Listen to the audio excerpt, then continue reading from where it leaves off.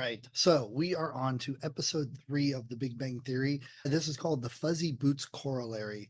If you've already realized, I just ramble a little bit and talk. I hope everyone's enjoying that. I'd love some feedback and comments if you're having a good listen to this and a laughter, or you can relate to it or someone. So anyway, the episode starts off with the boys doing some very nerdy activities. They're staring at the screens, their headphones are on, and they're playing an MMO. It's a very nerdy thing to do back then. And at the time it was funny as, oh, look at those nerds playing that video game. But man, things have really changed. Even at that time, it was already not as funny as it might have been 10, 20 years before that. It's a trap, they're flanking us! He's got me! Sheldon, he's got Raj! Use your sleep spell! Sheldon! Sheldon! I've got the sword of Azeroth! Get the sword, Sheldon, help Raj! There is no more Sheldon! I am the sword master! Leonard, look out! Damn it, no, we're dying here! Goodbye, peasants! The bastard teleported. He's selling the sword of Azeroth on eBay. You betrayed us for money? Who are you? I'm a rogue night elf. Don't you people read character descriptions? Wait. Somebody just click buy it now.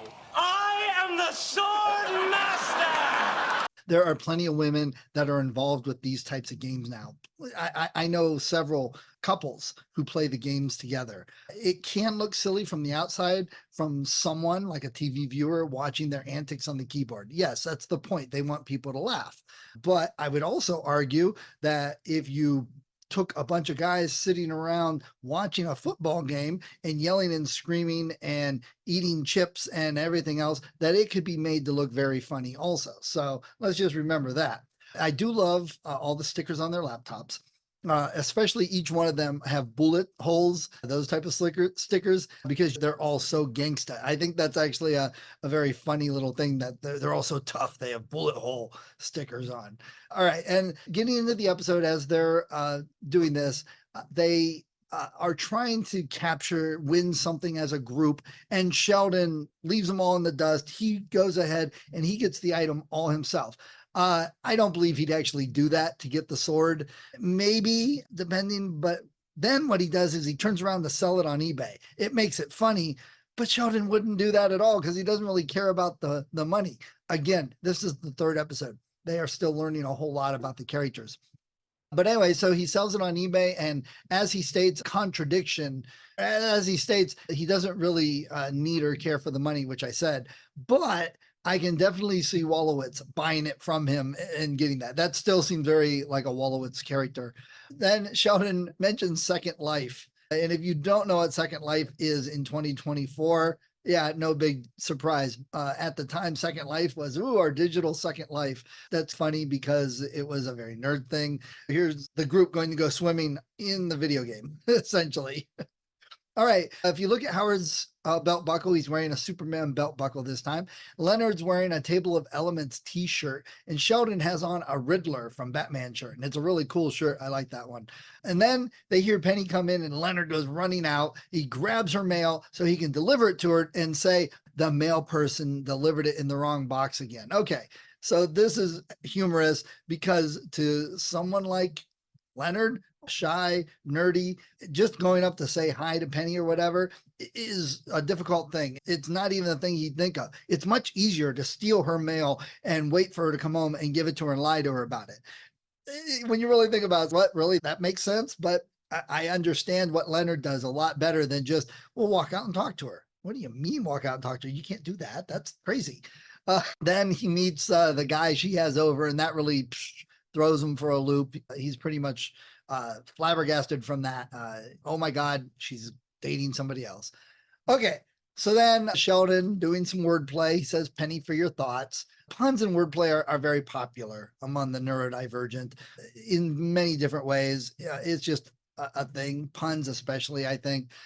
I'd love to give you one right now. When I was writing this, I was like, oh, I'd love to think of one. But of course, I couldn't think of a good one. And since that time, I haven't even given it another thought. Penny's fine. The guy she's kissing is really fine. Kissing? What kind of kissing? Cheeks, lips, chase, French? What is wrong with you? I'm a romantic. So then Howard wants to know what type of kissing they were doing. And Leonard asks, what is wrong with you? Which is something Howard gets asked throughout the whole series. But this is a typical Howard response. They were kissing? What type of kissing? And he lists off like all these different types of kissing. Like he studied it so much. And that's a little bit of a neurodivergent thing to do. And so anyway, when Leonard asks, what's wrong with you? Howard says, I'm a romantic. And he's so serious about it. And that being the serious that he doesn't even get it is what makes that funny. But that's just another aspect of Howard's social quirks. We all get to know them, and Bernadette puts up with them. He so wants to be romantic and involved with somebody. And hopefully at some point, for more than just carnal urges, right? That he focuses on all the physical stuff and thinks he's being romantic, but he's really not. This is another aspect of the show I like. They show different viewpoints using the different characters. And again, you probably won't find someone that acts like all of these guys in the top way that they do. It's done to keep the characters to a handful. Can you imagine if they had one or two characteristics on each character? It'd be 25, 30 characters with all the different quirks and things that cover. So they throw a lot on these guys to make them like the extreme quirks and all of that. So we'll deal with that. But his idea of romance and everybody else's idea of romance is a little different. And what's really great is he does find somebody later. We know that. But at this point, he just seems a little creepy. And there are other people out there that think the typical idea of romance is silly. So just keep that in mind too. When he's explaining to the others about the romance being a marathon, we get a taste of the reactions to his endeavors when he says, until she falls into your arms or hits you with the pepper spray. And he's always coming up with those types of things. What situations have you been in, man, that you're like, this is how you think? So that makes it funny because they do keep that going for his character. At this particular thing, he doesn't change a lot throughout the series. After he gets married with Bernadette, it does a little bit, but he's still the same, mostly with her then. It becomes weirder when he starts cautioning Leonard from dating someone that they work with, because Leonard mentions Leslie. Then Howard says that he's become a self-taught expert on sexual harassment law, yet he never seems to learn his lesson, does he? And I love that he's a self-taught expert. It's like, how many times have you been in trouble, man?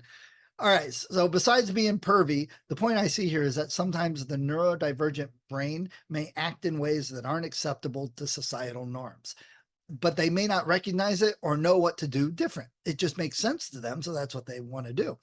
So they get caught up in the same loop every time, doing something that seems right but isn't, and it gets them in trouble. Howard's problem is that he recognizes to some degree that it isn't right, but chooses to do these things anyway, which is what makes him funny.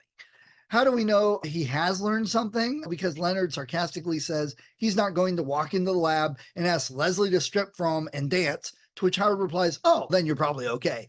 Have you done that? Again, it's a funny little bit.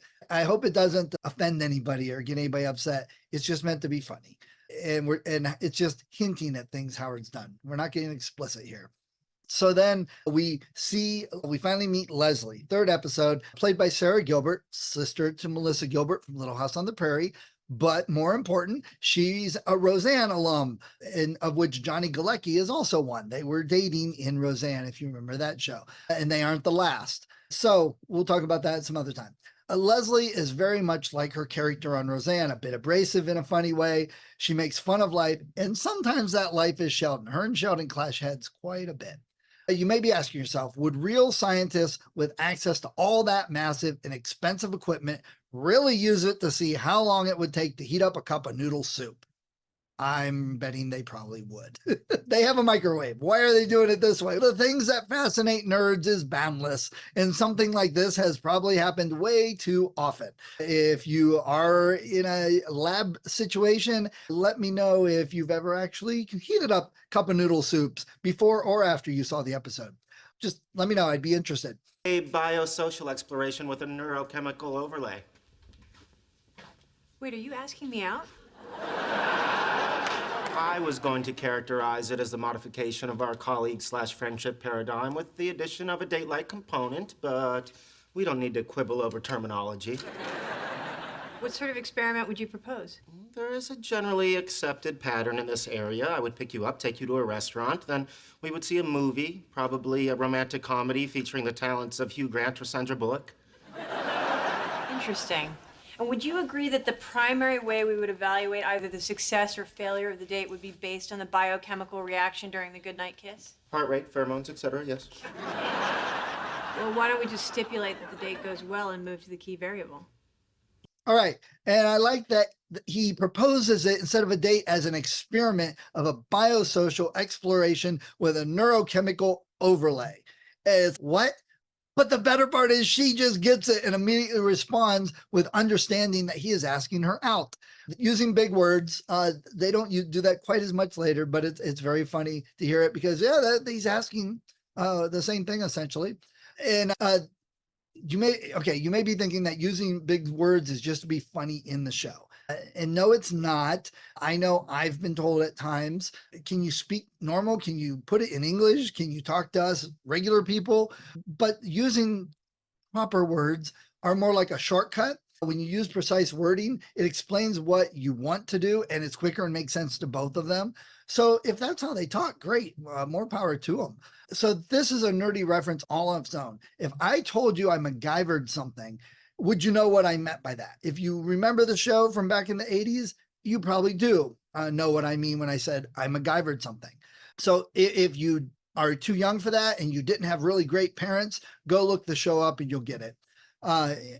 So you understand that it means I rigged something together to make it work and maybe used a little bit of science to do it, but I didn't have to explain all of that. I just said MacGyvered it. That's word use if one word can be used in place of multiple. Problem is, if Leonard had just said, hey, you want to go on a date, is a much more precise word to describe what he wants to do rather than his whole social experiment exploration. Okay, and Leonard, we don't need to quibble over terminology. There are a couple times in the show where they use a few things that I'm not sure is accurately describing what they want. They're just using big words. Okay, so then in true Leslie fashion, she sets the parameters of the experiment. Talking like this about a date may make some people uncomfortable, and I can understand that, but it's done with such scientific regard that these two are quite comfortable and they know what to expect. Honestly, hasn't our world moved a bit closer to that as far as dating? Maybe not in the clinical way Leslie's talking about, but the date experiment. But women are more bolden in today's dating. So why can't Leonard and Leslie handle it the way that feels most comfortable to them? I think there's been some changes in today's world in that type of regard and even from the 80s, 90s, my era, there's much more accepting of variance than it used to be. You don't always have to do it the same way. Okay, and like those with non-neurodivergent brains, the success of the date hinges on that goodbye kiss, right? The primary way to evaluate the success or failure of the date would be based on the biochemical reaction during the goodnight kiss. Heart rate, pheromones, yes. Now that may not sound as romantic to you, but they've defined their terms and don't have to worry about wondering what the societal norms call for. Sounds pretty ideal. Here's our parameters. Do we meet them? Nope. Okay, end of time, and we don't waste our time on a very uncomfortable date. I don't know. Maybe their way sounds a little better to some people. And if you think that like the neurodivergent people in your life, that they wouldn't really evaluate a kiss in the scientific and clinical way that Leonard and Leslie do, well, think again. I bet a lot of people watched that and nodded and wondered why more people didn't evaluate it that way. Things would be so much more simple. I think so. If you think so, then welcome. I'm glad you're here. I do think Leslie is wrong, though. You can't just jump to the end of the experiment and expect the same results you'd get by going through all the steps of the experiment. I think she knew that and just wanted to say no to Leonard in a way he'd understand. That's what will give it the spin, because that's saying, I don't know if this chocolate cake will taste good. So instead of wasting the time mixing all the ingredients and baking it, let's just eat the ingredients. No, it didn't taste good. So I'm glad we didn't waste time mixing it and baking it. Not everything worked. Let me ask you this. When I learn that I'm a robot, would I be bound by Asimov's 3 laws of robotics? You might be bound by them right now. That's true. Have you ever harmed a human being or through inaction allowed a human being to come to harm? Of course not. Have you ever harmed yourself or allowed yourself to be harmed except in cases where a human being would have been endangered? Well, no. I smell robot. That way. Okay, and then we know that Howard and Raj are messing with Sheldon about being a robot when they're playing Jenga. This is a fun little scene. I know someone, a younger kid, that if you did stuff like this to him, he couldn't handle it. He would get upset and implode. He'd melt down if you would pick on him in this way. Maybe you are a robot. Are you sure? Can you prove that you're not? You'd have to quit laughing and apologize and tell him you were just joking. He'd then be salty for quite a while. There are very neurodivergent brains that would not handle this very well. So when Leonard comes in, he talks about the kiss and he says the earth didn't move. And we know what that meant. The little colloquialism used, they all understand it. But the neurodivergent brain wants to ensure that they are accurate and understood. The earth didn't move any more than the 383 miles it was moving anyway. That's a thing to throw in. And yet that's how it works. I think that way myself quite often. I'll add on things like that. And people are like, yeah, you don't have to do that. I'm like, yeah, I'm being accurate. Nevertheless, I do feel obligated to point out to you that she did not reject you. You did not ask her out. You're right. I didn't ask her out. I should ask her out. No, that was not my point. My point was, don't buy a cat. No, but you're right. I should march over there and ask her out. Oh, goody, we're getting a cat. And then poor Sheldon, the disaster in Leonard's life is only viewed in how it will negatively affect him. And I learned this from my father. I always thought my father acted in very selfish ways, that did things that seemed very selfish. But as I paid attention more, they weren't really selfish. It was more like there was a bubble around him, and anything outside that bubble didn't really matter or exist. It was only what was inside the bubble. So it's a very minor way of perspective looking at it, but it made it a little easier to understand what the thinking was.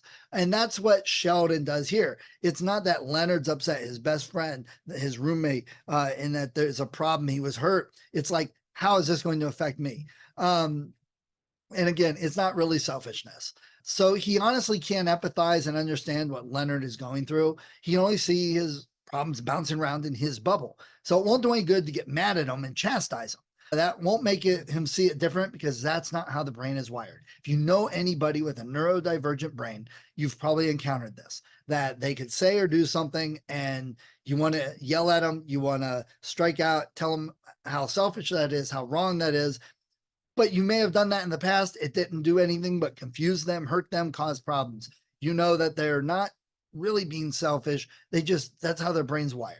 And it's really hard and something to get used to. A lot of people don't understand it, especially I know a lot of you out there, maybe out in the world, grocery shopping, maybe at a movie or something, and your neurodivergent child may act in ways that other people view negatively. You got to keep a smile.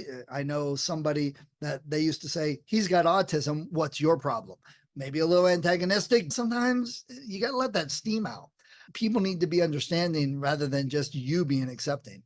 All right. That's what this whole channel is for. Not to give a get out of jail free card to the neurodivergent brain, but to help others understand it so there aren't problems because of it. Once you realize how Sheldon is thinking, it's still funny in a negative way, but he isn't some monster that only thinks of himself. You just have to understand how he thinks. Of course, the funny thing is he goes, oh goody, we're getting a cat. And then in a few episodes, he's going to be getting his own cats, and Raj can't let the robot thing die. So that's all very funny. So another funny instance is showing how outside normal society Howard really is when it comes to romance and dating. He says, oh, I got someplace to go. And he takes them to a community center dance class where it's all older women.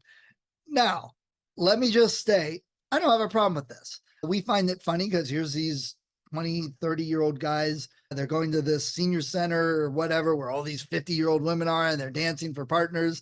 I do know multiple couples where the woman's older. I know there's multiple couples that are separated by 10 plus years. So why should people be alone? Because it's weird to do something like go to a dance class to meet older women. They're single and they're maybe lonely and you get some young guy up there. Can you blame him? Howard does do it in a predatory way. Yes, that may not be, if that was filmed today, it may not be done quite the same way. But when you think about it, everyone who laughed at this scene is essentially saying that if you're an older woman and you don't have someone in your life, you become the butt of jokes and no one thinks you should take advantage of any younger men coming around. Actually, that seems like all of you laughing are being more hurtful and wrong here. That's just a different perspective way of looking at it, which is what I try and do here all around. So instead of judging Howard, maybe we should judge everybody who was laughing at that scene because it's funny for these women, for these guys. Maybe a bit harsh, but I'm just trying to help get everyone to see things from a different perspective, a different way. Let's just say adults in a relationship of any kind that both parties are good with and it isn't harming anyone, great, go for it. Everyone else, just shut up. Things are hard out there in the world. If you're dating someone and there's a big age difference, but you're both okay with it and you're enjoying yourself, great. It's better than sitting at home alone. I bet your mind would change if your situation was different too. People that judge something when they're suddenly in that situation see it a different way and changes their thoughts. And the best part, I love this little scene, is how much Raj really gets into the dancing and how awkward Sheldon is. I think it's really these guys trying to discover their characters, and it was done really well. And then after this, Leonard starts getting a bit too emotional for me. Now, this is where Leonard isn't as neurodivergent as Sheldon. You can see that. He's somewhere in between the normal and Sheldon. And at times he leans one way or the other. And right now he's really leaning the emotional away from Sheldon, gets super emotional. Now, I've used songs to help lift my mood, but I've not listened to depressing songs to make myself more depressed. Okay, this may be an area where his brain works differently than mine, but I think it was, again, more for comedy effect. And then Sheldon trying to deal with it is great. It's all relative to him. Remember, bouncing around in the bubble. So here's my new theory. This is the Theory of Sheldon Relativity. Einstein's theory of relativity, but this is the Big Bang theory of Sheldon relativity. So just think of that if you know someone divergent. He does fix things with Leonard by removing Leonard's assumption, right? He says, you didn't really ask her out. And he thought Leonard would be, oh, you're right, and be better. So the title is the Fuzzy Boots Corollary. So here's the corollary from the name. In Sheldon think, Leonard is depressed because Penny was dating someone else and he got rejected by Leslie. So his natural conclusion, which is arguable as a real corollary, is to listen to depressing songs and get a cat. Sheldon sees the problem, explains to Leonard he shouldn't be upset because he never actually asked Penny out. Now, we have two expected corollaries here. For Leonard, it's going to ask Penny out, and he does.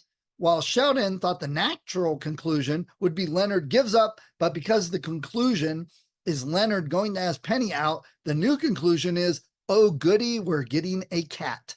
Hence the Fuzzy Boots Corollary. I love this type of humor where the joke isn't what is obviously said.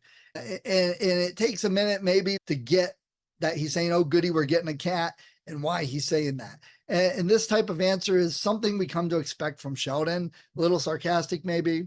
Plus realize in his own way, he was trying to help, though it was from his own viewpoint, the theory of Sheldon relativity. All right, so Leonard goes to ask Penny out. He's nervous, so his divergent brain kicks in and asks her out in a way that is even more painful than a fifth grader asking someone to the dance. And his reaction to what she expects is so Leonard awkward. He double checks the time with her because it's not carved in stone. She says it's good, and he says he'll get his chisel, and she asks why. It's funny. He's really trying here, but she's really not getting it. And a lot of people would be like, man, just give up. You two aren't meant to be. And we know that doesn't prove out to be right. And I can't tell you the number of times I tell what I think is a clear joke to get that same reaction from people. And then they're just like, what? I'm thinking of getting some friends and family on here to verify that, yes, I tell what I think are jokes and no one laughs. If you'd like to see some of my friends and family verify that I tell bad jokes that nobody gets, my son tells me all the time that I'm the only one that thinks I'm funny. He should probably get me a t-shirt for that. Then Leonard's getting ready for the date which I guess would be the different social experiment. And it's hilarious. He's all dressed up, but sweating. And Sheldon's reaction is just priceless, the way he looks. Now, this is a rare example of Sheldon empathizing with Leonard, and he doesn't immediately speak his mind. He holds back for a minute because he knows it's not going to go. He's already not looking forward to this anyway, and it's not even him going on the date. So he asks Leonard if he could be more specific. I know there's something wrong here, but I want to make sure. And this is an incident where he realizes that if what he says, it hurt his friend's feeling, or is he actually confused because it seems obvious that Leonard doesn't look great with the sweat stains? Which one is it? Take your pick. Could be both. So remember, neurodivergents, in my experience, usually have a hard time picking up on social cues. Remember the sarcasm sign from an episode ago. It's obvious why Leonard is asking, but again, remember our relativity theory. Sheldon may be questioning if what he thinks is obviously wrong is really wrong. Why would Leonard ask that if the sweat stains weren't a problem? I understand, I've been there. Seems like that would be the problem, but he's asking, it seems obvious, so maybe there's something else. And there is more of Sheldon's sarcasm in this episode than others, more than others. Those are only funny if he really is getting it, but based on other interactions, it's not quite consistent. Chalk it up to the third episode, like I said, and still figuring out the characters. Still funny stuff. And Sheldon is not wrong on what will help Leonard calm down. It's how to achieve what Sheldon is saying. That's the problem. All you got to do is alter your brainwaves. There you go. And through whatever studies, panic attacks, this is what he says. Through some studies, panic attacks show an increase in alpha waves. So just slow down your alpha waves and you're good. Simple. But how do you do that? It's not like holding your breath to try and get rid of a hiccup.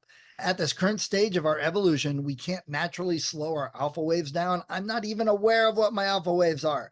Maybe an experiment would tell me, yeah, they're up, and I can say, okay, I'm anxious, but I can become unanxious and more calm, which would change the waves, but I can't tell my alpha waves just to slow down.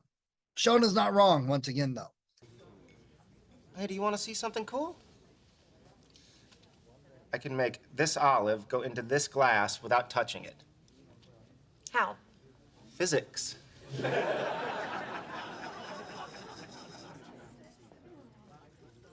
Wow, centrifugal force. Actually, it's centripetal force, which is an inward force generated by the glass acting on the olive.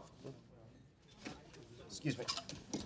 Now, if you were riding on the olive, you'd be in a non-inertial reference frame and would... Are you okay? Yeah, I'm okay. Okay, so at dinner, Penny asks what's new in the world of physics, and Leonard responds with nothing. That's no longer true. There have been several things that always seem to be discovered and changed at some point. But we also now, through this episode, have added the theory of Sheldon relativity. So there you go. We're changing science.